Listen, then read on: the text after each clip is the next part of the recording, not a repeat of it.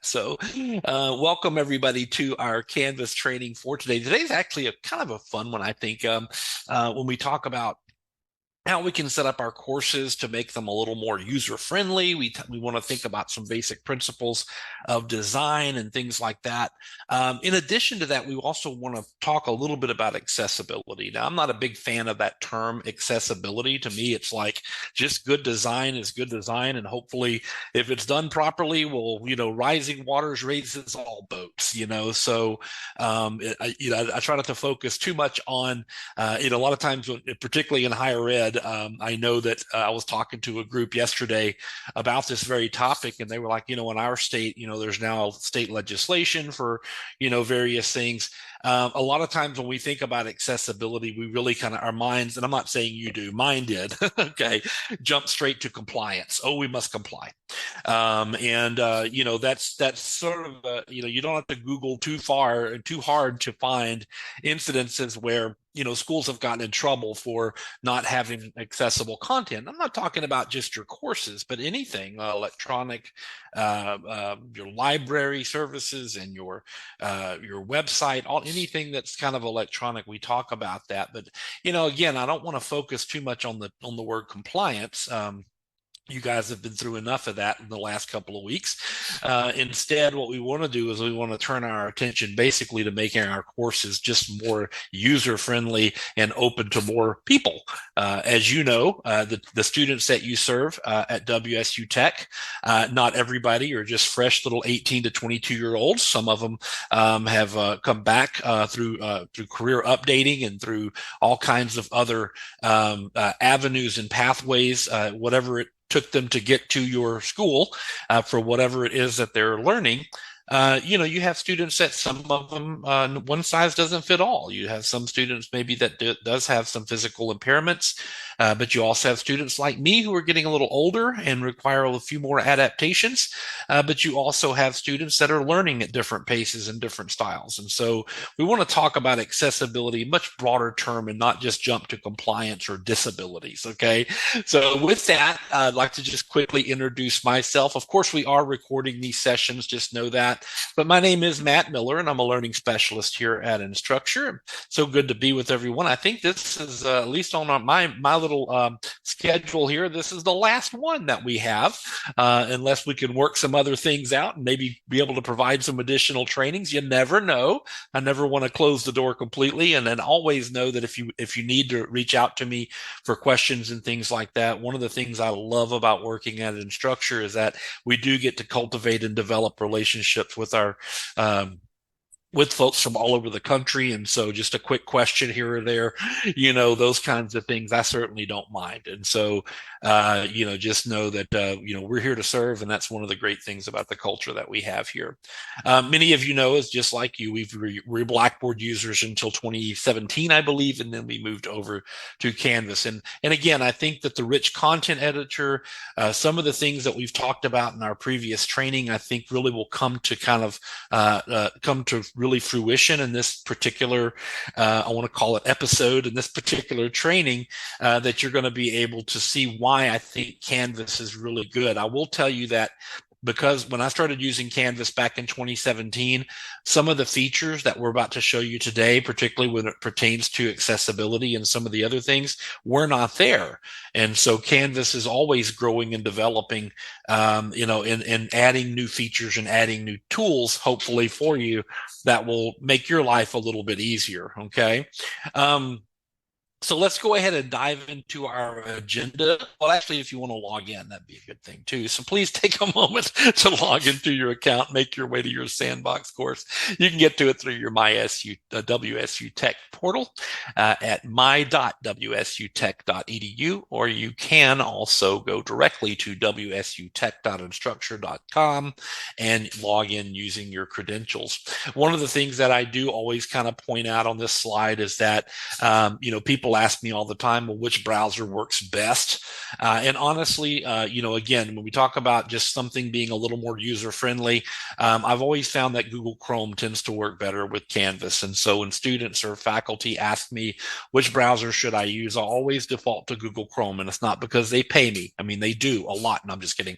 They pay me nothing to say that. There's no relationship with Canvas and Google or anything that makes us say that either. It's a free tool.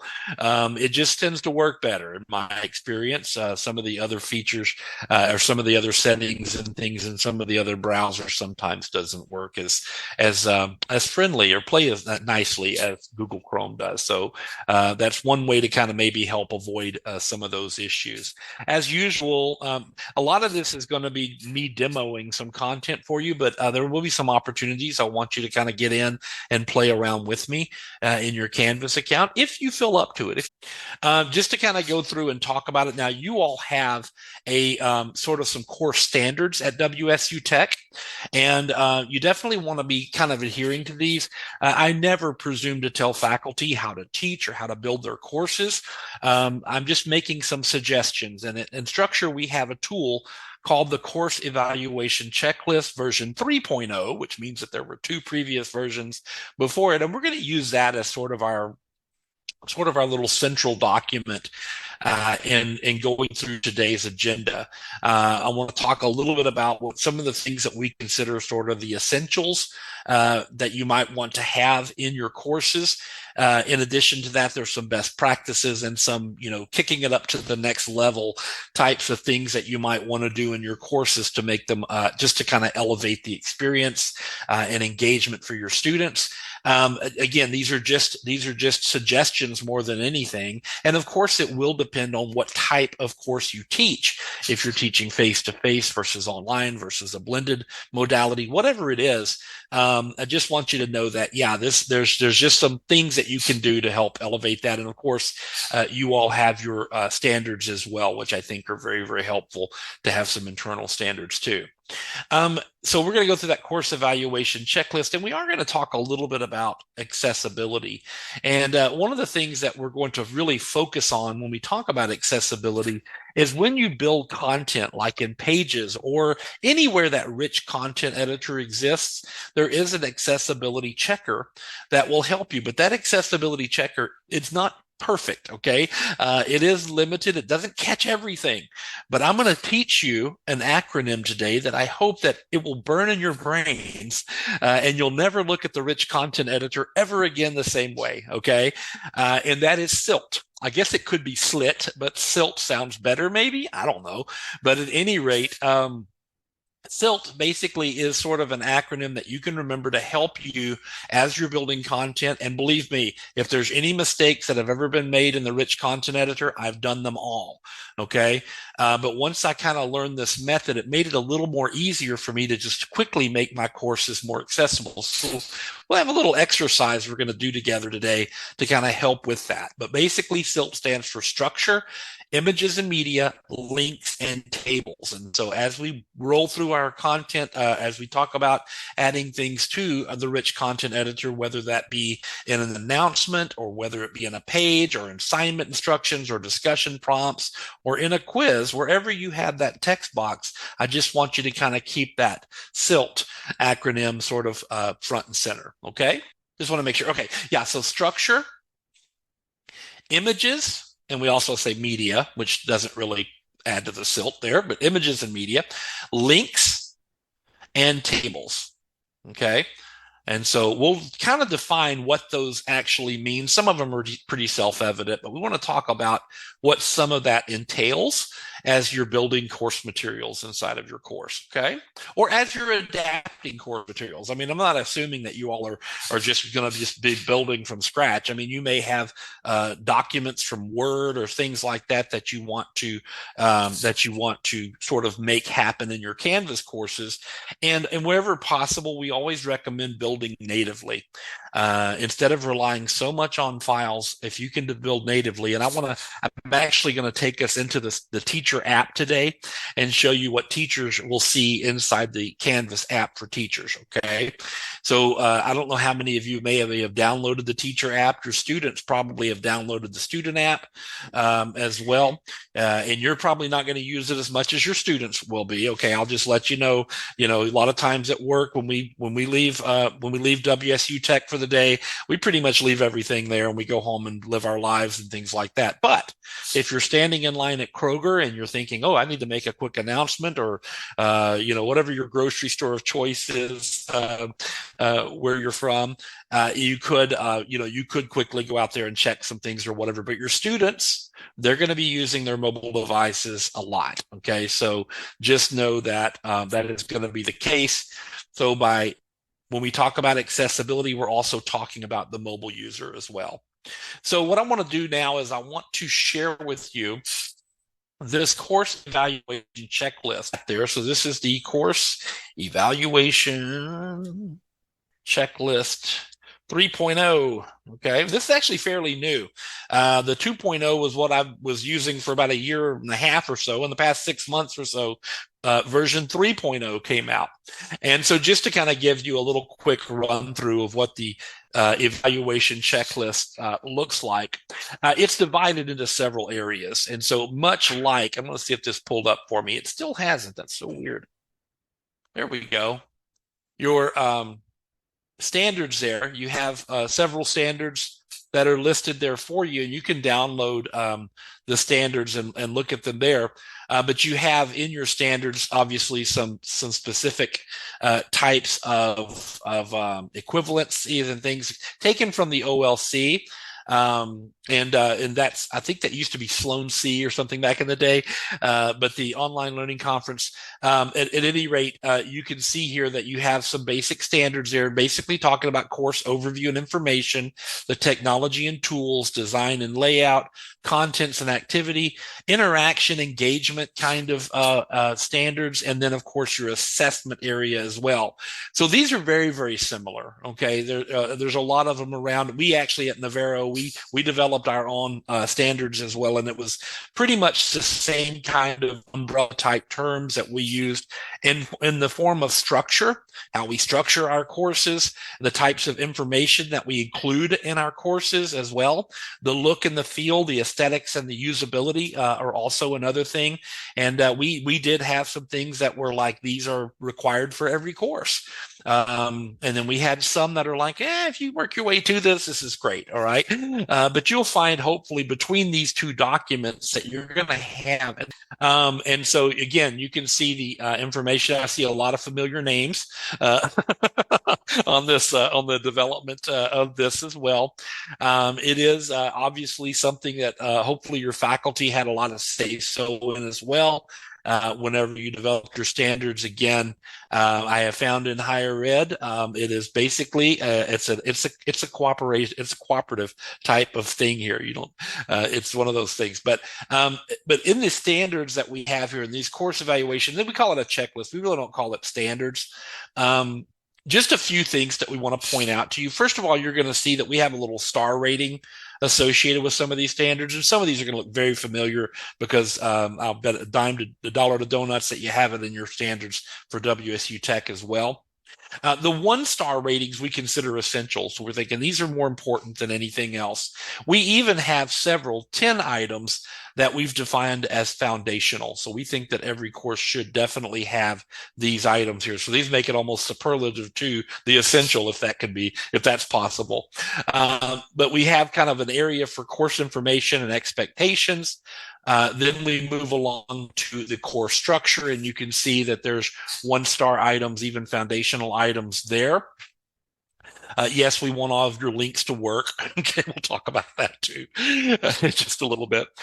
We also have 2-star elements. Now, these are considered best practices. Okay, so best practices are these are things that are kind of tried and true throughout any form of education, K through 12 or higher ed and beyond. corporate. And then you have 3-star elements, and these we consider kind of like, oh, if you could get to these, that would be nice. These are just nice to have type components here, using things like mastery paths. That's where you can take a module and you can create what's called a mastery path. And this is a deep dive, and it's not done often. Why? Because it takes a lot of work to put the mastery path together. And essentially, think about having a module where everybody takes a pretest. And based on that pretest, we can then assign certain students certain pathways, up to 3, where they can get in there and start working on stuff. I have seen escape rooms built in a Canvas course using mastery paths. So there's just some fun stuff. The nice thing about this little guide too is we also have some links to some additional lighter reading for you, and some tutorials and guides that will help you along. Little known secret. Actually, it's not a known secret. It's probably you do it too. We're all in this together. You might be surprised at how much I Google things about Canvas or go to YouTube. The wheel has already been invented several times. Now, again, using the Canvas guides and help is great, but I find myself sometimes, even now, somebody asks me a question I'm not really sure about. While I'm thinking about it, I'm Googling it. And it's like, aha, there's my answer. And of course, I look very smart, but I'm not that smart. Okay. I just know how to Google stuff or whatever. But hopefully, you'll find that a lot of the information there's some really great mastery paths videos out there that are like 8 minutes long. You don't have to listen to me talk for 90 minutes or whatever. So there's some really great information out there on how to create those. If you go to the Canvas Commons, there are also some great mastery paths out there too, including one that I built called the mystery assignment, which is basically kind of like a choice. You make a little test, and we have a test that you take, and by choosing whatever color door, I don't know what the doors mean, they're just different colors, but choose the door, and then that's your assignment, kind of thing. So it kind of gives you a little bit of an idea how some of these deeper dive items are. We have an area on course content as well that includes some foundational areas as well as some other items too. And then we have that learner interaction, very, very similar to your standard on dealing with the interaction area right there. So your standards 37 through 42 cover that particular area. And of course, you'll see some information there too. And then we have one on assessments, but then we also have external resources. So using tools that are bringing in tools like Khan Academy, Padlet, Google, Microsoft Office, whatever types of external tools you want to use in there to be able to drop in the rich content editor. You can use embed codes to embed maps and all kinds of other features in there as well, which are kind of nice. And then, of course, accessibility. We have our whole accessibility area here. We do have the accessibility checker, as I mentioned before. We also have some general guidelines. When we talk about accessibility here in a moment, we'll also look at some of the tools for accessibility that students have. These are very user-specific tools that you have in your Canvas account that you can turn on or turn off depending on what your needs are. Most of them are turned on by default, but you could turn them off if you wanted to. And then finally, we have some instructor reports out there as well. And these are things that you could put out there like answer keys and stuff, that something that students won't ever see, but you might have in your courses. And then we have some mobile app considerations, excuse me. So as students are building things, and as we build things today, we're going to be taking into account some of the mobile app considerations as well. And occasionally I'll flip you over and let you see what that looks like on the app side of things. And that way you'll be able to see, okay, well, this makes sense or whatever. All right, so let's go ahead and dive right in. I want to start by taking us into a course. And again, I'm going to use our little assignments demo. Why? Because I have your homepage on it. And this is one of the first places I want to look at is just, we talk about the essential element of being a homepage, of having a homepage as being sort of a foundational element. And I agree completely. We did not have a template at my previous institution. We basically let faculty do whatever, which meant that if I took freshman English composition, and there were 8 full-time faculty members, I believe, and several adjuncts that were teaching that very subject each semester. Then if I were a student, depending on who I chose to be my professor, I could have a completely different experience every time because they all kind of did their own thing. Templates are kind of touchy because there's that little 2-word thing that we call academic freedom that sometimes jumps in there. In fact, we're like, I don't want to be told what homepage to use or whatever. But for consistency purposes, I have found that many times, at least my faculty were appreciative if I were like, here's a homepage for you. They were like, thanks. Now we know what to do, whatever. And as long as we, kind of had a purpose for having a homepage and sort of explained that purpose fully, then I think that it was a lot more palatable for our faculty, particularly from the area of consistency. So students, when they log into the course, what's the first thing they see? And having a consistent homepage that's branded nicely and all of that is perfect. If you do not have a homepage established in your course, the first thing students will actually be taken to is the module page. And there are many faculty who swear by that. They're like, I want my students to go right in and start the work or whatever. And that's fine, provided that you have well-developed modules that are all set up and look nice and all that kind of stuff. Let me go ahead and put this one out here as an example. That's all fine, well, and good. But the problem with that sometimes is that there's no context surrounding the modules. It's just basically here. And so, as you know, many of us work with a lot of non-traditional students. Not a day went by that I didn't get a phone call or an email from someone, a prospective student saying, or a brand new student saying, Dean Miller, you don't understand. I'm 65 years old and I'm coming back to school. And I'm like, you're the rule, not the exception. Many of our students were non-traditional, particularly when it came to that. But even regardless of the age of the student, having no form of context and having too many things to click on could be really, really confusing to the students.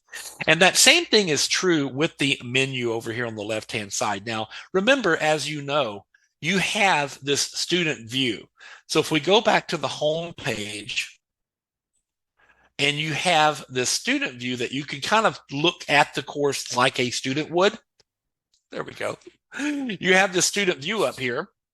And again, your course navigation menu, if it's not automatically kind of had some things already hidden there, the more tools that are added to Canvas, the more things like that can make this a little bit unwieldy, okay? Some of the best courses I've ever seen had very few items in the course menu area. Why? Because in Canvas, remember, I can link my students to anywhere in my course or anywhere I want them to go in the rich content editor. And so having too many things to click on over here is a good recipe for having students get lost early on, okay? So if we can kind of guide them to a specific area of our course, and as you're building your course, to think like a student, okay? I've just completed a test. Now what? All right. And so on your test instructions, you can say, once you're completed, now do this or go, and always kind of be directing your student to the next task or the next activity. Now, if you have a well-developed outline and modules of where your students should go, then that shouldn't be too much of a problem. But some of the things I'm telling you are not just to make it easier on the student. Hopefully it will make it easier on you in not having as many questions to answer. Where can I find this? What can I do? And all of that. As long as the information is sort of easy to get to within a couple of clicks, you'll find that to be, as Tia says, she uploads videos to keep it clean. Absolutely. As you're building those videos, Christy mentions that you've worked hard to keep the course navigation clean. Absolutely. And you have a lot of non-traditional students out there too, just like we had at my school. Okay. Very, very similar. Just a very quick thing. I'm going to get out of student view for just a minute here. And there are a couple of settings, if just in case, there are some menu items. Again, mostly in your in your template, a lot of these items are hidden already. I deliberately unhid some just to show you what that could look like. Okay. Can students change the language view? Yes, they can. In their on their own personal settings, they can change the language and actually view it in Spanish or whatever for the most part. Now, anything that's created in English won't translate, but we'll talk about how you can translate information in just a moment as well. So you'll notice your course menu over here. Some of these things that have the little eye with the lines through it, these, of course, are not visible to students, but visible to you as the instructor. Uh, these items here are all completely visible to the student there. So what you can do is if you go down to your settings in your course here, a couple of things that you can do. Your settings menu, always laugh about how busy this menu is. Okay, there's a lot of stuff in here. I always think of a craps table. You ever go to a casino and you see the craps table? There's all these numbers and all these things over there, or whatever. But if you really know how to play craps, you know that there's only just a couple of bets that you want to make. You don't have to worry about all of it, right? Just a few little items there for those of you gambling types, which I don't know if you are or not, but there we go. But you'll notice that across the top here you have some tabs. And the tab I want to take us to first is the navigation tab. We'll talk about the course details tab in a little bit here in just a moment, and as well as this menu over here. But for now, I'm focusing on this navigation menu. So I'm going to take us in our course settings. I'm going to flip over to this navigation tab here. And here you can see that you have sort of two menus here. You got your course menu, but if you look closely at this listing, you're going to see that you can drag items here to hide them from students. All right. So this course menu is almost like a replica of what you're seeing over here, except for it's sort of demarked, got a little demarcation area here where that will have the hidden items listed here. Now, this is helpful because if I want to know how to hide certain things that I don't want my students to see directly, I can simply go to my settings and navigation, and I can start pulling that information down here. Okay, maybe I want them to see grades. Maybe I want to hide, I don't want to see quizzes. Now, people ask me, they're like, Matt, why do you hide the quizzes? Why do you hide the announcements and discussions announcements, but assignments and discussions and all of that? That's because I don't want my students to directly access that particular area. Instead, I want them to go through the modules to access it. Or if I'm not using modules, I have faculty that don't use modules. Okay. Instead, they have pages. And here's what we're doing in week 1. And on that page, they list here are the things you're going to do. Now, I personally believe modules are the best kept way to go, because you have the control of access and things that you have there, as well as the ability to track your students. But, I'm working with a school right now that are like, couple of them are like, I don't want to use modules. You can't make me use modules. And my answer to that is, you do you. Okay. But just know that, here are some reasons why you might want to consider modules. But I might hide a lot of these things here if I'm not using some of these items, and just kind of have it to where only just a few items are necessary. If I don't plan on using the syllabus feature, for example, the syllabus feature is just a way that you can add your syllabus content on there if you want to. But if you're not using it, then you can hide it. Okay. And by hiding it, then you can see that this menu is a little bit less scary for your students, a little more manageable. In addition to hiding items, of course, if you have a tool down here, some of you might be using Cengage or some other type of tool. Lockdown Browser is a good example. If you're using Lockdown Browser, then it must be visible. Having it visible doesn't mean the students can see it. There are some tools, like some of your publisher stuff, as well as your third-party tools like Respondus Lockdown Browser, things like that. Students will not see it regardless, but it does need to be visible if you're going to use it in your course. You do need to have it available and not hidden, in other words. You mentioned that you guys use Simple Syllabus as well. So we use one called Concourse, very similar type of product. That was a way we used our syllabus as well. Your syllabus is probably automatically hidden as it is. The other thing you can do is you can change the order on how these things are listed. So again, instead of hiding them, if you wanted grades to be under modules, for example, then you can move it around just like that. Okay. Once you've done that and you're happy with that, you need to go down and save it. And when you go down and save it, you'll notice that now grades comes before people. If I go back home and go to student view, then you're going to see that the menu is much easier to look at, okay? And therefore, hopefully a little less confusing for my students. The good news is that WSU Tech, your template already has many of the menu items hidden. I just wanted to make sure you knew where that information was just in case. I want to go back to settings real quick because there's a couple of things I also want to show you here as well. I believe, if I'm not mistaken, let me just point this out. You have your course announcements over here, and you can see all of these different announcements that I have out here. Do you remind me, Christy, do you guys have the announcements visible on the homepage as well? Okay. So you'll notice that my it's set to default to show the one most recent on the home. one most recent. Okay, so yeah, you do have. So the nice thing about it is on your template, it's been set. I have two set on mine, but you can see here that when a student enters my course, the most recent announcement will appear up there. And again, this is just going to take the guesswork out of it. The student can't say, well, I didn't see that. They're right up there at the top of the course, right there.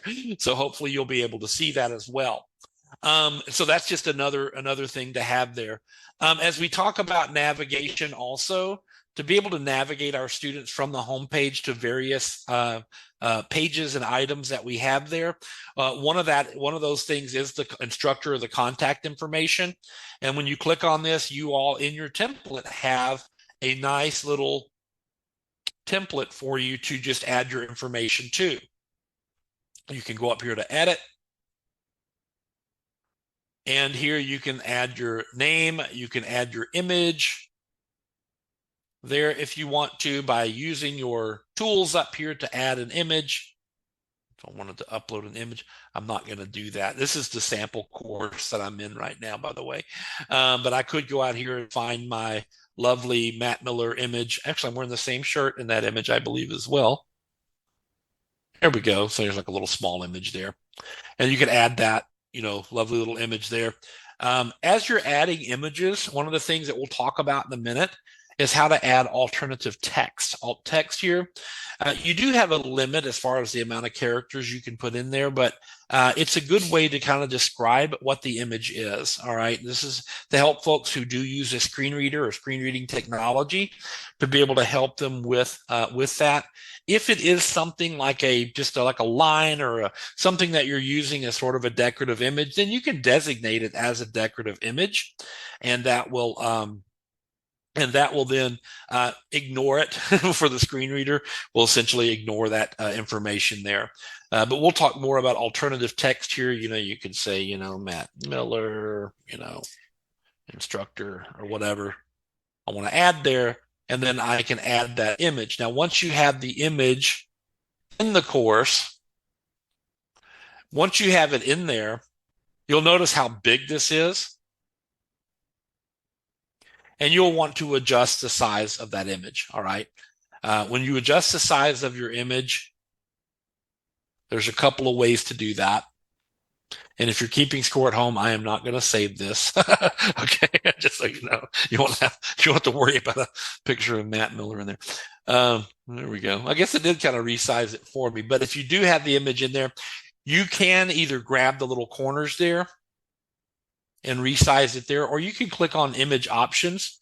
And not only can you add the alt text there, but you also can choose a custom size, or you can adjust it right here, and it'll lock the aspect ratio. So if I want it a little bit smaller, for example, I could just type in 150, for example, 150. There we go. And then click done, and it'll make it smaller or whatever. You can just kind of grab and you can see the changes there or whatever. One thing to keep in mind with images, and we'll talk more about this when we get to the accessibility part, but I do want to just share with you, if you'll notice that you have a difference between percentages and pixels. If you use the pixel format, just know that by using pixels, a mobile device may not show that image the same way, okay? Which is why percentages can be important. So if I wanted to say, 60% here, and it will give me 60% of that image. What that means is by changing it to a percentage, I can be on a phone, a tablet, or a big giant monster screen, or just this little computer screen that I have on my laptop, and that image will adjust by percentage. Okay.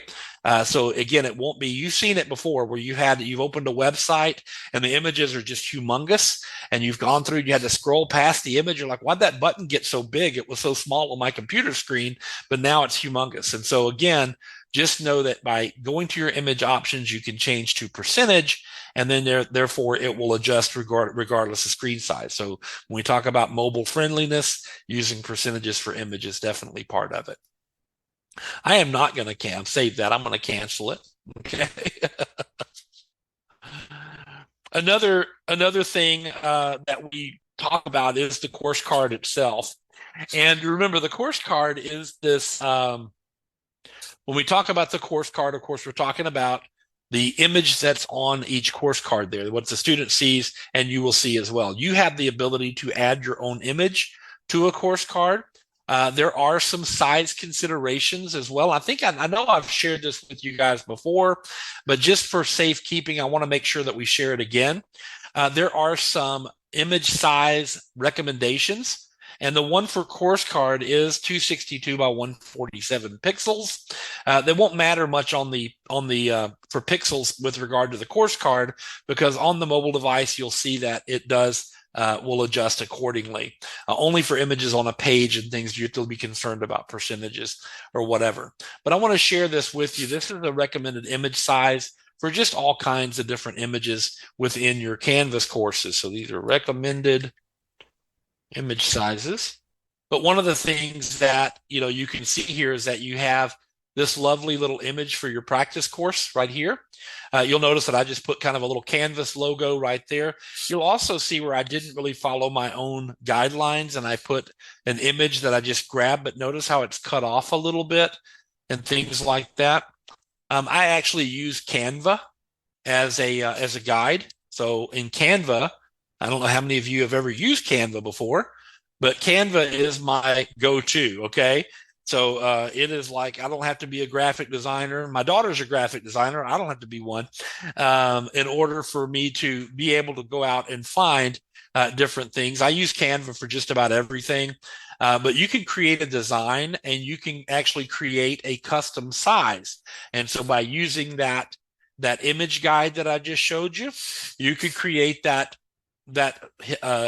height and width of the image.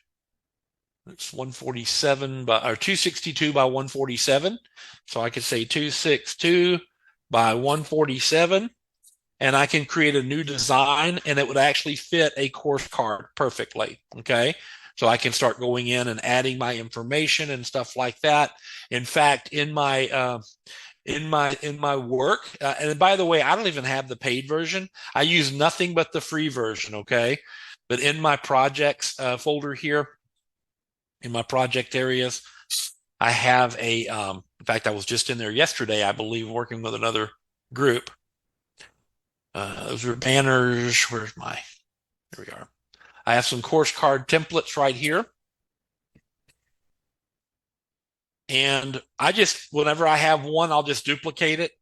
And then I have another one here for a company that I'm working for. Here's a school that I'm working with.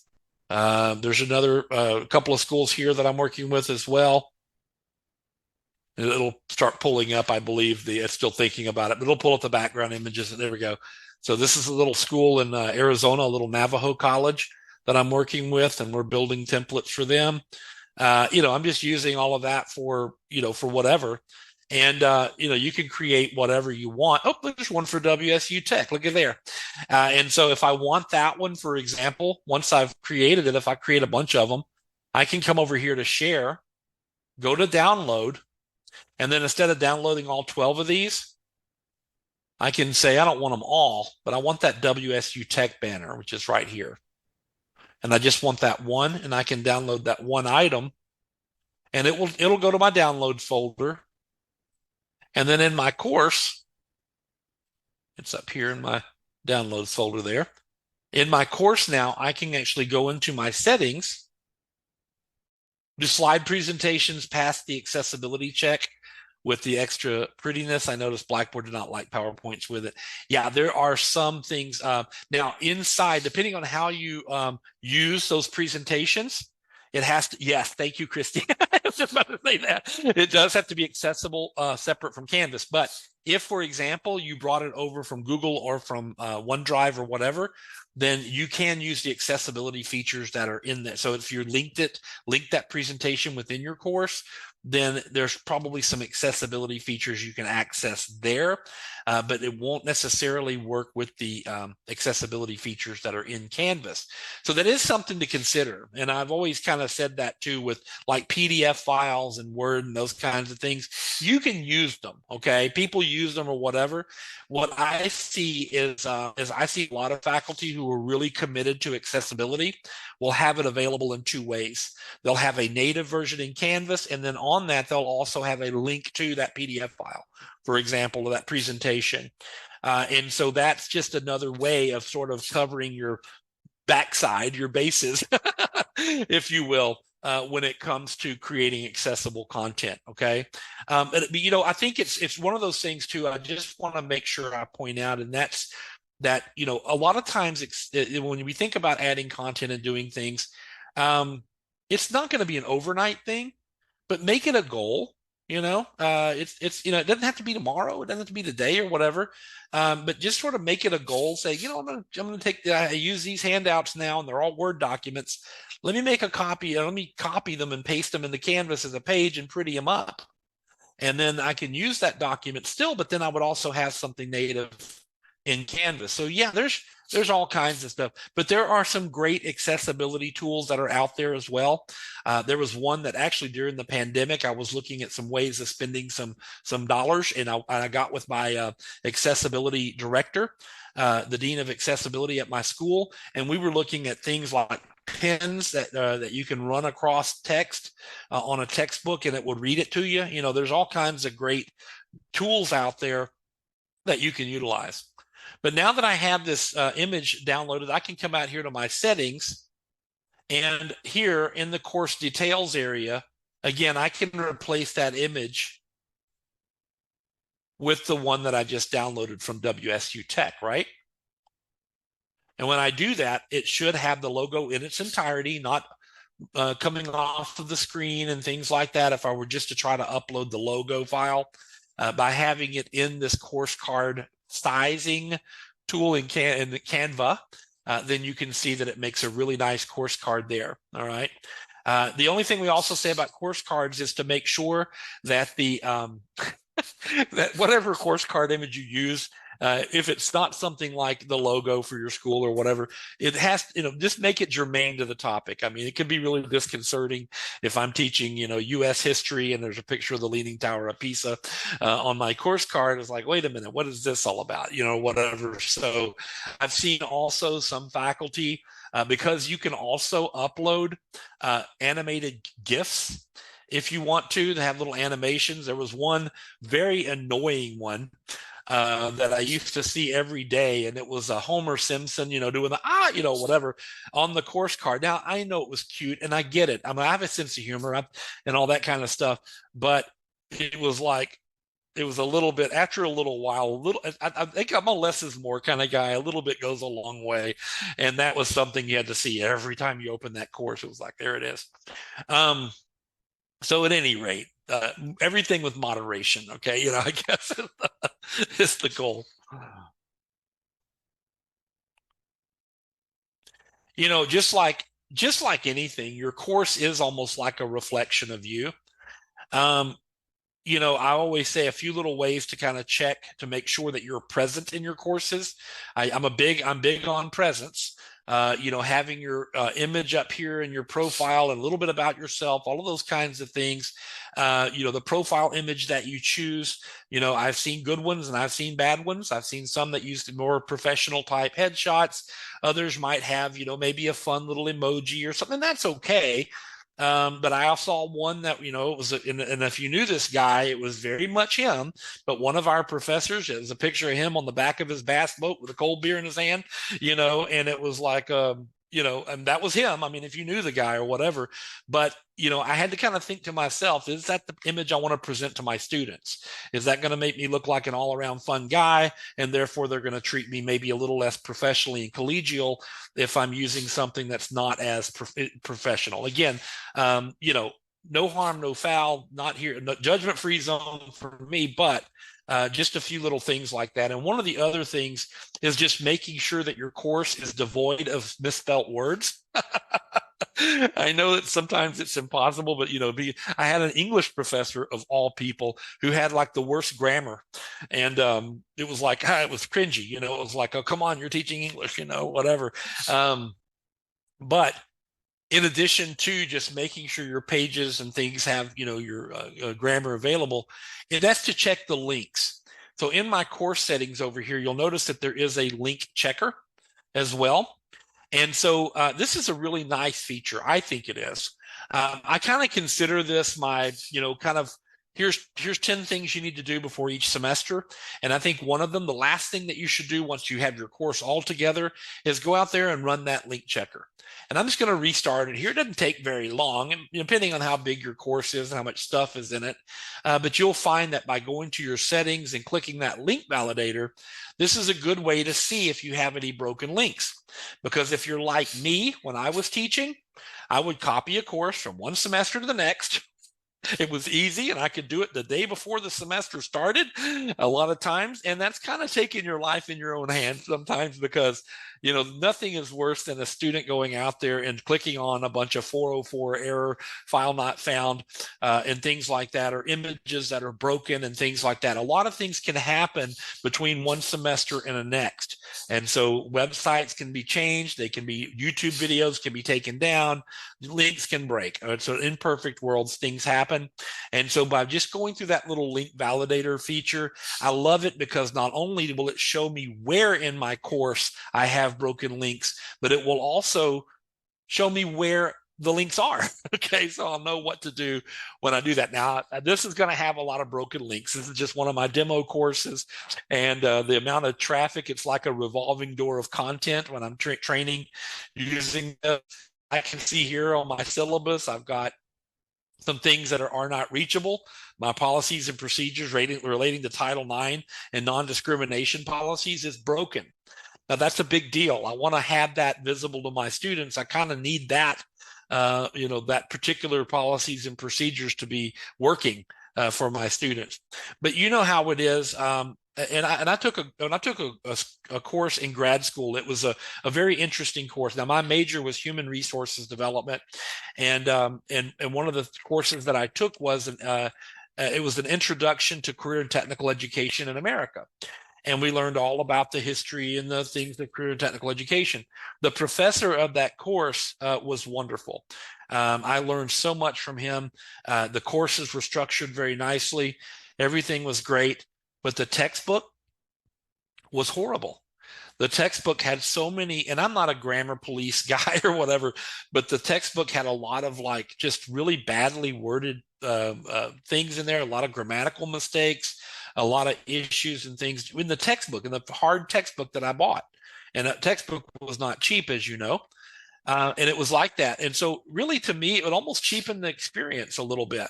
And I was thinking, this is a wonderful professor, but has he looked at the textbook? Did he approve of this? That kind of thing. And so again, if you have a lot of broken links to your student, it's going to send a very clear message that you're just mailing it in.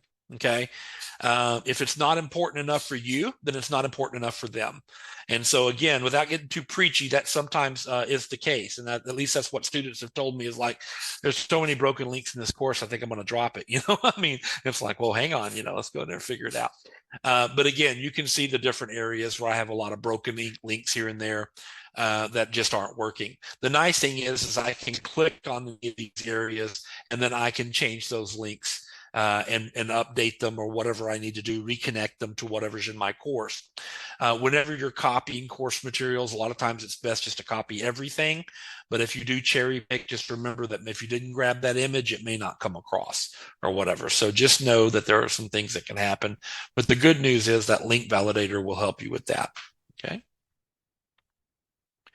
Yeah, Christy says that unique course cards really help the students find the right course. If they all look the same, then yeah, it can all blend together. So by having those course card requests. Oh, and the nice thing too is that you guys at ITAS will actually build course cards for you as well. So Jacob is your guy. So you got the hookup. He'll get you a course card ready to go. And I think it's good, for the course card to look professional as well, like I mentioned. Another thing that we talk about a lot in Canvas is the concept of chunking. Now I'm going to move over to another course just for a moment. We're going to talk a little bit about chunking and why it's important. Obviously, my mother used to say, when things were too overwhelming, she would say, "How do we eat the elephant, Matt?" And my answer was always one bite at a time, um, which is true. If you've ever eaten an elephant. But chunking is just a good way to not only kind of take a large concept and bring it into its smaller components. We see that a lot in modules. But another place that's really good is actually on pages themselves as we go through. And that's just kind of one part of the structure of pages that we want to talk about. So this is just an example of a course that I have out here called Foundations of Leadership. I actually do have the syllabus, I believe, kind of out here, as a page, if you will. I could always link to the actual syllabus file as well, but I just want to show you this to show you how information can be chunked. So by having items sort of separated by headers is a good way to chunk information. Not only does this look good here on this screen, page headers also serve a purpose when it comes to accessibility. Whenever you have something as a page header, it will actually pause after each heading and before it starts reading the rest of it. If you do not have a page header designated as a page header, then if you've ever read James Joyce's Ulysses, or anything by James Joyce for that matter, where it's kind of a stream of consciousness, where just sort of one thing leads to another, and it just sort of, course description, this course text, or whatever, it just starts reading it off. I want you to notice that Canvas does have this immersive reader up here, and you've probably seen it. You've probably even played with it a little bit. The immersive reader is a good accessibility tool for your students in that in many of the areas of your course, it will actually read the content to you.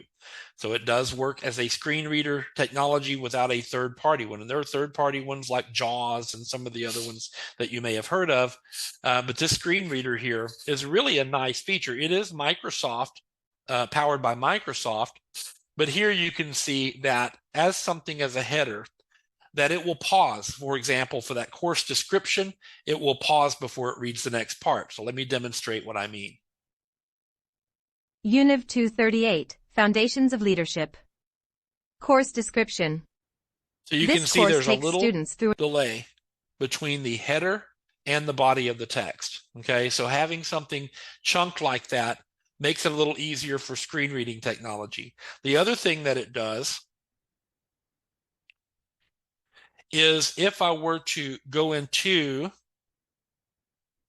my Canvas app, now I'm using an iPad to show you what it looks like. But by using content and chunking it in such a way, whenever you have your, if you're using a tablet or an iPad or whatever, and you go out to, for example, a course, and you look at the content there, then it too will have it listed sort of like all chunked and everything the way it should be.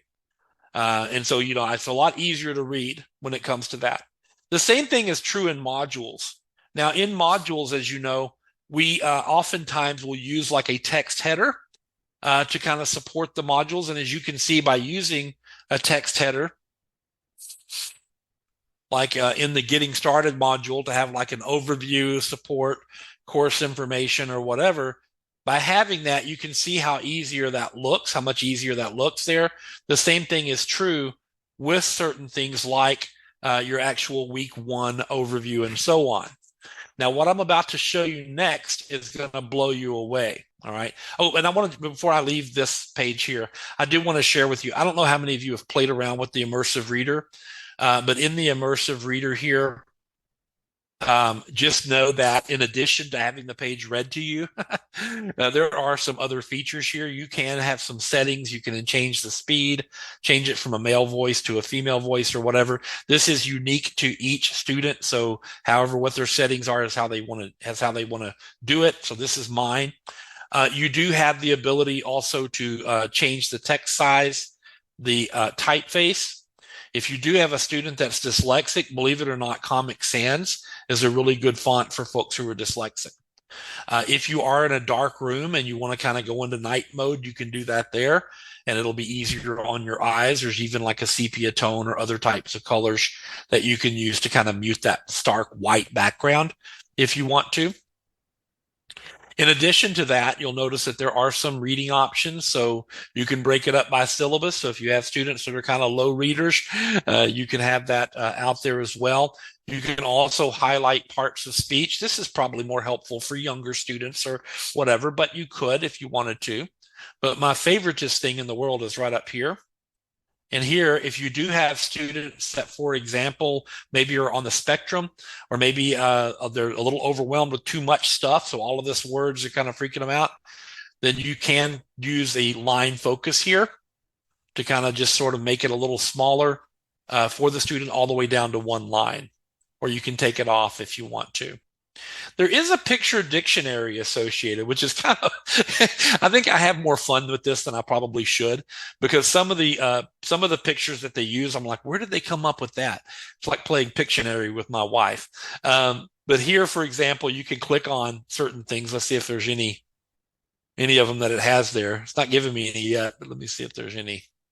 There we go. So like creating, that's the images, the little pictographs that they use for that. I don't know if there's something for positive. Oh, there we go. You know, some of them don't have it, but they does have, though, is a way to pronounce it. So if they want to pronounce a word, maybe if they're not sure, it will pronounce it for Analytical. them. Okay. But there is a little Pictionary there. The other thing that's over here that I think is really cool, and this is what you were mentioning earlier, I think Tia mentioned it, and that is the translation. So let's just say English isn't my first language, or maybe I'm taking French, or maybe I'm taking German, or whatever. And I want to just sort of, I see it in English here, but I want to change it to my either another language, or I want to practice another language. Either I speak it or I'm learning it. Here you can choose to translate this page into another language. You can see there's a ton of different options that you have here. Okay. I always think it's funny because there's an Austrian German, a German German, and a Swiss German, which are very similar but slightly different. Same thing is true with Spanish, right? So in my part of the world, I hear a lot of Spanish being spoken. And it's not like Castilian Spanish or Catalonian or anything else. It's Mexican Spanish or Latin American Spanish, mostly Mexican Spanish where I live. And so if I wanted to change this to Mexican Spanish, I can do that and translate the document. And it will actually then translate that item for me in Spanish, and I can listen to it. UNID 238. Fundamentos de liderazgo. And Descripción just del like curso. before, if I'm like, how do you pronounce liderazgo or whatever, okay? You can click on it, and it will actually give you the translation and the pronunciation, Liderazgo. so you can practice that word or whatever if you want to. And just like before too, if there are any type of pictures associated with it, it will help you with that as well. That's true and same, whatever. So anyway, it's kind of fun. But that's the Microsoft Immersive Reader. Hopefully your students will get some use out of that if they want to go through that. The next thing I do want to show you, though, is this amazing way of either in your modules or even on any page. And we'll look at this in a moment. I think it looks better on the modules for those course headers, those text headers and things like that.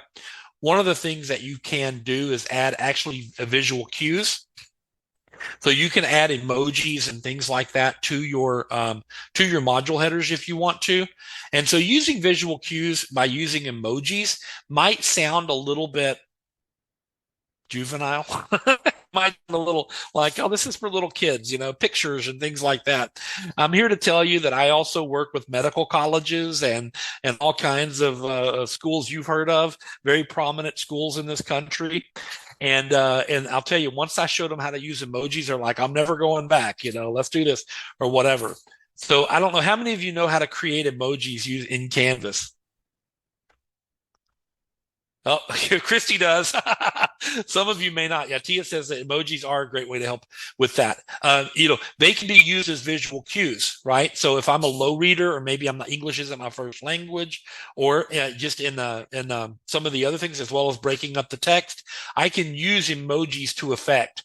And just to kind of give you an example of of an emoji and how you can create one. So let's just say in this week 1 module, I have an overview section. I have a readings and resources, assignments, and looking ahead. Okay. I can actually come over to this module header, or if I'm creating a new module header, or wherever I want to in my course in Canvas, I can go to edit here. And for this overview, I can actually insert an emoji here. So to access your emoji keyboard, let me get to that little place here for us. Oh, I guess I don't have the emoji keyboard. I thought I did. I'll just type it in the text though. How's that? In the emoji in Canvas, to access your emoji keyboard. And actually this works for a lot of other things too besides Canvas. But if you're on a PC, I don't know how many of you guys are using like a Windows type PC, you're going to find the Windows logo down there next to your space bar. Hold the Windows key down and period. So you're going to have your Windows key plus a period. Okay, I think a semicolon also works. All right. If you're on a Mac, then you're going to hold your Control, Command, and Space bar. So Control plus Command plus Space bar. Okay, just like that.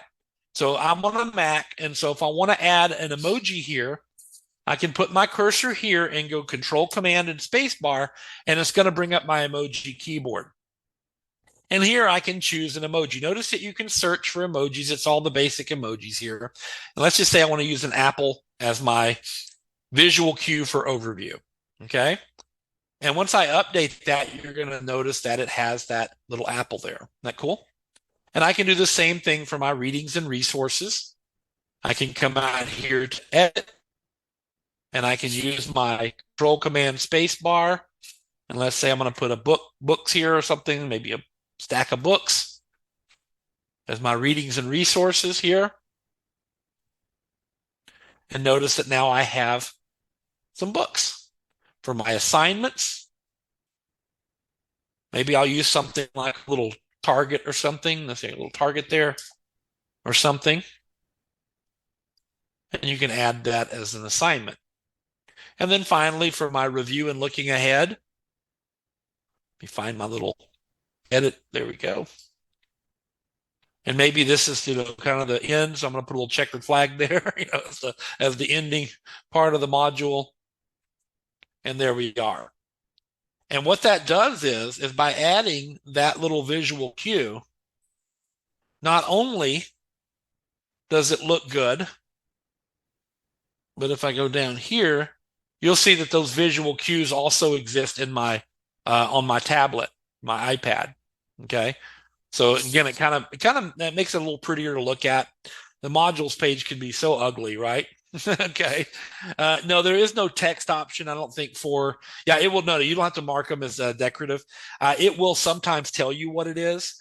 Like, if you've ever seen an emoji, the code for the emoji, like the smiley face, it'll say smiling or something like that.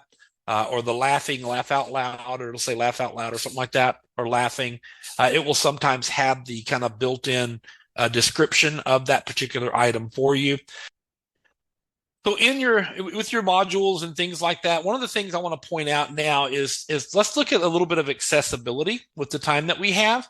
I want to show you a couple of things that you're going to be able to, but at any rate, there are some accessibility tools built into Canvas. We've talked about the immersive reader here. If you go to your account settings up here at the top, way up here at the top there, and you go to your settings. So if you go to account and settings, if you go to the, if you go over here to the, down to the bottom of the settings page, you're going to find an area called feature options. Now, these are unique to each user. Okay. So I can't set this for my students. This is something they would do themselves, or they would unset it or whatever. You'll notice that there are a few options here that are accessibility related. So for example, you'll see that there is an auto show closed captions. When I first saw this, I was really excited. I thought, oh, it's going to close caption everything for me. No. If you have videos in your course that are already closed captioned, you can have that automatically shown here as well. And you can see that you can disable it or enable it. I'll have mine enabled. So if available, then the closed captions will display for me automatically. The immersive reader, some of these are turned on by default. And if you're not sure what they do, you can click here on the little down arrow and it'll show you what they are. Underlining links, you can see mine is already turned on. Now, I want to make a distinction here that underlining links, for the rich content editor, it's always going to underline links. Okay, so there's no question whether or not anywhere on your pages or in an announcement, if you have a link, it's automatically going to underline it. What I'm talking about is the underlined text, like for this menu. So you can see how this is underlined because I have it turned on. You can also set my links for each of these items over here in the global navigation menu are also underlined. So just having that underline there will automatically let me know that it's a link, and something to click on. Okay. The high contrast user interface is another one. Now, you guys have a really nice template out there for WSU Tech. So if you go to your course, you're going to see your instance. Then you have a nice bright yellow with dark black, very high contrast. You can see it very easily. I have seen some schools not so pretty. Okay, I've seen some schools like it was like an orange background with like yellow text. I mean, it was just like a horrible, and it was really hard to see. Now, and again, even if you're not visually impaired, but for example, like me, I mean, I noticed a few years ago, I was trying to read something and I kept noticing I had to keep pushing it back further and further in order to be able to focus in on it. Because if it's close to me, I really can't see it. And I was helping my brother-in-law move, and we were in his truck, and I was trying to read a map on my phone and couldn't read it. And he had his readers. He's like, "Here, try this," and I was like, "Whoa, okay, amazing!" So was able to do it. I don't have a prescription, but it made it a little easier for me to read. So there is a something called presbyopia, which is not a religion. It's basically our eyes get a little older, okay, and as we age, and then our vision starts to diminish, and so a lot of times that will make it really hard for us to distinguish between things. The same thing is true. I've seen also. Where you all have in your courses, let me just go out to one of your courses real quick. You have links and outlines as if you have certain links in any of your courses, for example, that you will see that it's a nice color, it's a distinguished color or whatever. At one school that I worked at, it was dark red. So the link was dark red, and it was really hard to tell if it was a link or not. Because you had to really kind of carefully look at the page or whatever. If you want to change the user interface to make it more of a default sort of high contrast UI, by turning it on in your settings, and then by turning it on here, and you'll see that if I refresh, it will now should show me your theme over here as more high contrast, okay, which is that basic kind of gray and white like I've got here, okay. I think you do have to refresh it or whatever there. Now you can see I'm still at WSU Tech, but now my theme is a darker color or whatever. So your school's fine, but if you did see a Canvas theme that was a little bit more unwieldy, then you can turn on the high contrast user interface, and it makes it a little easier to see. Okay. All right. So what I want to do now is I want to take us into a course and just go into a course here. I'm going to share with you a document. Now, this here is an example of some psychological theories. Okay. This is just a content page that I copied from Word. All right. You can see that it's got some elements here that we're going to talk about as we make this document accessible. And we're going to use that acronym SILT: Structure, Images and Media, Links, and Tables. So those are the four things that we're going to talk about with this particular document. So let's pretend like I'm going to copy this from Word. So if you want to copy this, you can highlight everything that's there and copy it. If you want a little shortcut, if you're using a PC, Control A, or on a Mac, Command A will highlight everything at once. And then you're going to use Control C or right click and copy. Or if you're on a Mac, you can hit Command and C. And then you're going to go into your course. So take a moment to copy this information, and let's go build a page together in Canvas. Now, the Rich Content Editor, as you know, shows up in a lot of different areas. Okay, it shows up wherever you have a text box visible. I'm just going to use a page as an example. So I'm going to go into my course here and go to Pages. And I'm going to go to View All Pages. That is one little annoying thing you have to do sometimes to see all of the pages here. And I'm just going to add a page here. Okay. So by adding this page, I'm going to call it the page title is going to be Psychological Theories. Okay. And then down here is where I'm going to paste that document. So I'm going to hit Control, if I'm on a PC, Control V as in Victor, or Command V as in Victor, or right click and paste this information. Now, I want to call your attention to this little guy down here. This is the accessibility checker. And anytime it sees something, it says something, right? So if it sees a problem, it's going to show you a little badge of how many problems it sees here. Okay. And if I click on it, it will actually tell me where the problems are. Okay. But remember, the accessibility checker is not perfect. But if you take this SILT acronym and you use it and apply it to any document that you create or any one that you revise, then you will find that not only will the accessibility checker be happy, then anybody using a screen reader will find it happy as well. So we're going to start with the S in SILT, which is structure. We talk about structure. What we're talking about are two basic things: headers, like we've discussed already, and also any listed items like bulleted items, numbered lists, things like that. Okay, so headers and lists. Now, I've cheated a little bit and showed you, but you'll notice that up here in your Rich Content Editor, you have this formatting box here. And you'll see that you have paragraph text. You also have heading text here. And you may be wondering, which one should I use? All right. If you think of the page title as heading 1, okay, then your next hierarchy, your next step would be to use a heading 2 for any major heading after the title. Okay. A heading 3 would be a subheading to the heading 2, and a heading 4, and so on. So this is one thing that you can do then to make this work. And you can see I've cheated a little bit. I've put some numbers out here. So my first major heading is examples of psychological theories. So I'm going to highlight that heading, and I'm going to come up here and choose heading 2, just like that. And as you can see, it immediately makes it bigger. Once I have it there, I can bold it. I can change the color, whatever I want to do with it, as long as it's still a heading 2. I can make it smaller, bigger, whatever I want. Okay. Now, it's important to know this because if you're like me for years, if I was typing up a Word document, I want a heading, I just typed in the heading, then I highlighted it, made it bigger and bolder. Okay. That is not making it a heading. It's not formatting it as a heading. And therefore, someone using a screen reader would not get that little pause after each of those. So that's a heading 2, right? Afterwards, you have this subheading. So I've got 3 subheadings here.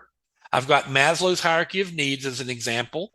I've got Piaget's theory of cognitive development, and I've got Freud's psychoanalytic theory. And then I've got a conclusion, which is another heading 2. I'll go ahead and make that a heading 2 while I'm at it. Okay. other major heading in this document. Let's say, for example, for this first subheading, instead of giving it a heading 3, let's say, I don't know, maybe I lost track and I give it a heading 4. When you do that, you're going to notice that my little guy down here now has 3 things that it doesn't like. Okay. And if I click on it, it's going to tell me heading level shouldn't be skipped. It's going to ask me if I want to leave it like it is or if I want to fix it. If I want to fix it, I can fix it and hit apply, and it'll take me whatever the next problem is. We'll talk about those next problems in a minute. But now it's a heading 3. All right. So you don't want to skip your heading. So already you can see that if I go through here and make all of my subheadings to the heading 2, heading 3s, that now not only are we chunking that content a little bit by creating those heading separators, we're also making it more accessible. Another thing you can do to make it a little more chunked, if you will, is Canvas allows you to insert horizontal lines. Okay, so this is a nice way, if you want to, between each section, is to go up and insert a horizontal line. You can see it creates a physical little separator. This makes the document much more easy to read for your students. Instead of having to read a novel, they can read smaller chunks of things, again, using that concept of eating the elephant one step at a time or one bite at a time as well. So you can see you just make a space for a horizontal line, and then you go up and insert the horizontal line here. We'll do the next one right here. And I'm just going to do one beat between each paragraph just because, or between each section. There we go. Whoop, do it again. Okay. Oops. Didn't want to do it there. You do have an undo button. There we go. We'll do it here. Or actually here. There we go. And now you can see that our document's looking much better. The other part of structure are lists. So as you can see here, I've got a little list example, and I've got several items listed here. Now, if I were to go through and start saying 1, maybe, and then put like a number 2 and all that, oops, my little accessibility guide is going to go, nope, nope, nope, don't do that. Okay. It wants me to use the bullet or list formatting instead of just numbering them. So you can see here, it's going to tell me list should be formatted as list. And it will help me with that if I want to. But instead, I can come over here and take away what I've done. And instead of trying to number it myself, I can highlight anything I want listed and then choose those little 3 dots there and choose that list and choose either bullets or numbers. And now you can see that takes away that number 3. It's still happy there and everything's good. So that is structure. That's the S in SILT. The next one deals with images.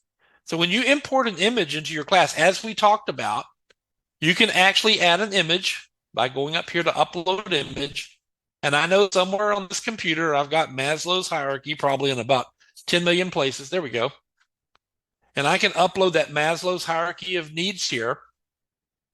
Notice that it's going to give me the opportunity to describe that image. And sometimes it's hard to describe something with so much stuff, but I can add some alternate text. What it's telling me, though, is I don't want to put like Maslow's, hierarchy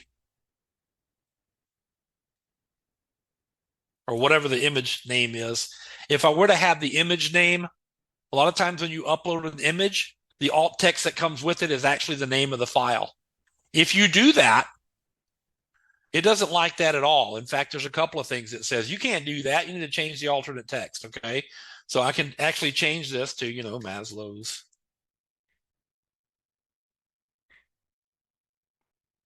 Choose that. Or I can make it a decorative image, okay? And then by doing that, it made it happy again. We'll talk about that in a minute. So that is how you deal with images, is that you do that. Now, once it's in here, I can resize it and format it, center, whatever I want. But as long as, and if I forget to add that alt text, remember, when you click on the image, once it's in your course, you can always add it right up here. Okay. So that is images. Okay. The next item is lists. Oh, excuse me, links. There we are. Not links. We've already done lists. So links is the L in SILT.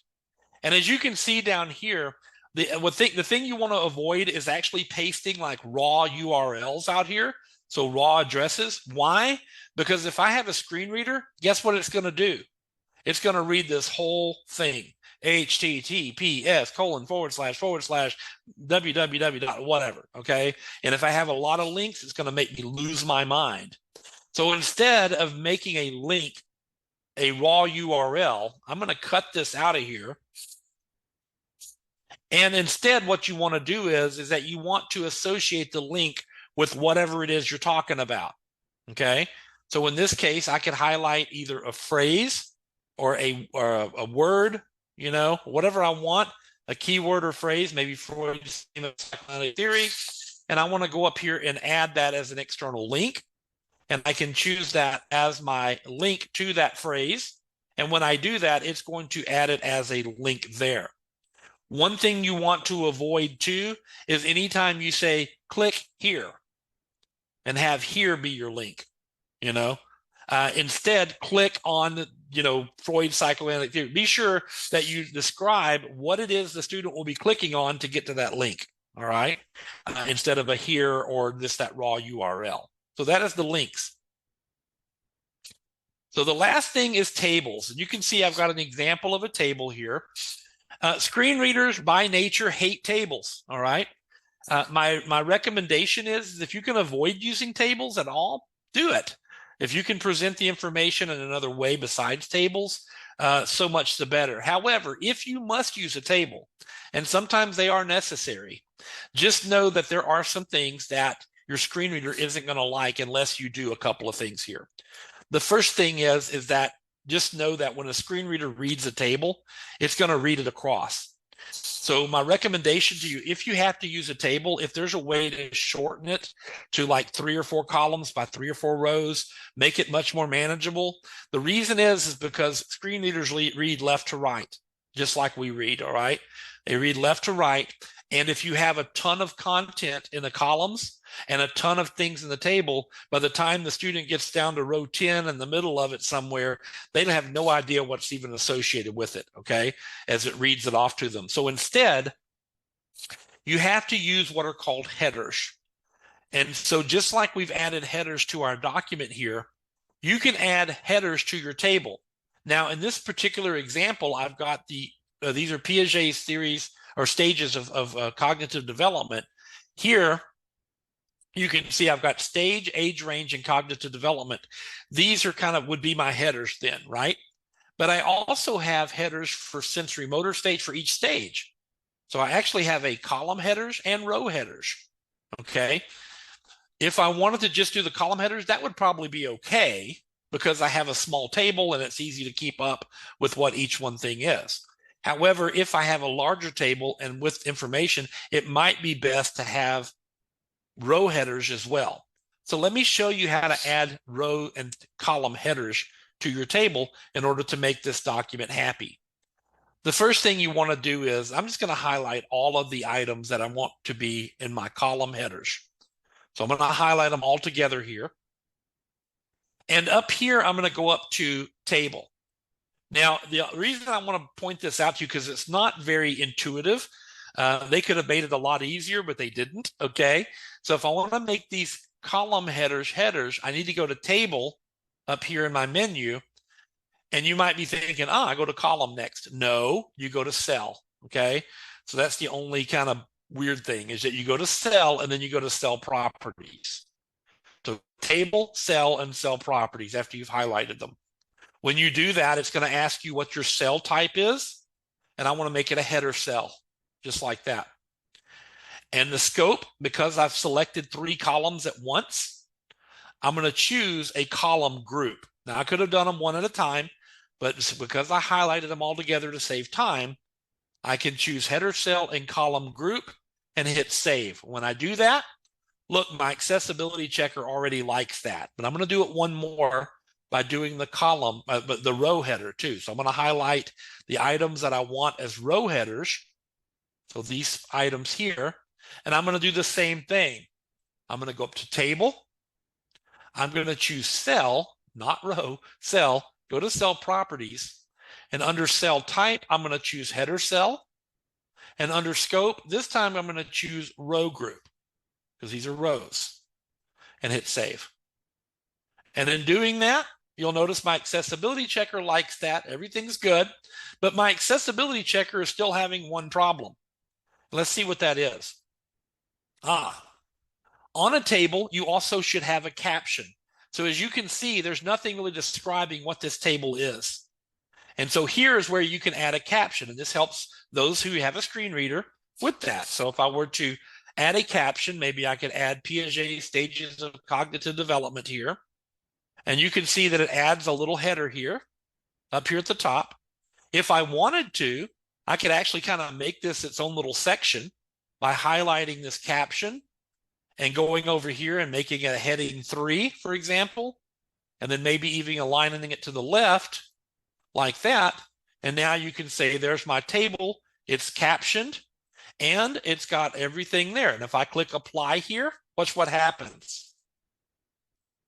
You get little balloons. It likes it. Okay. So now my accessibility checker is happy and everything looks good. So go through your documents. You're going to do this because I don't know how many times I've gone to different schools and I've seen even like in different areas of their courses, when you click edit, you'll see items down here that need to be addressed. Okay. And if you click on it, it will start telling you what it says needs to be addressed, but just know the accessibility checker doesn't catch everything. But if you use structure, images and media, links, and tables, SILT as your guidelines, then by doing that, you'll be able to make a really nice document that makes the accessibility checker happy and hopefully your students happy as well. But just look at this now. Compared to what we had before with this kind of ugly document that we brought over, now, if we look at it, we actually have a very nice looking document that has links and tables that work and images that are alternatively captioned and lists and things like that.